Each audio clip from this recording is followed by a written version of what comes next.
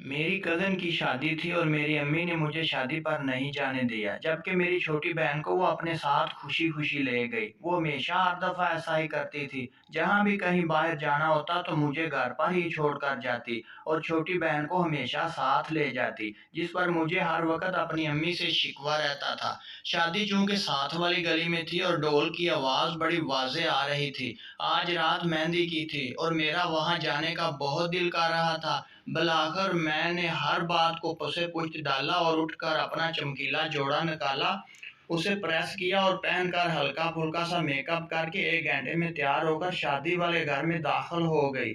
जब मैं दाखिल हुई तो अपनी अम्मी की बातें सुनकर दंग रह गई और मेरे पाँव तले तो ज़मीन ही निकल गई। मेरी अम्मी को कह रही थी कि कितना ही अच्छा होता अगर हम साथ आपी को भी ले आते। तो उस पर मेरी अम्मा ने जवाब दिया, अरे चुप कर, वो आती तो तुम्हारा गोरा रंग फीका पड़ जाता और सारे मुझसे सवाल करते कि तू और तेरी बेटी तो गोरी है मगर बड़ी बेटी का रंग पक्का किस तरह है। मैं ये सुनकर वहां से रोते हुए वापस पलट आई।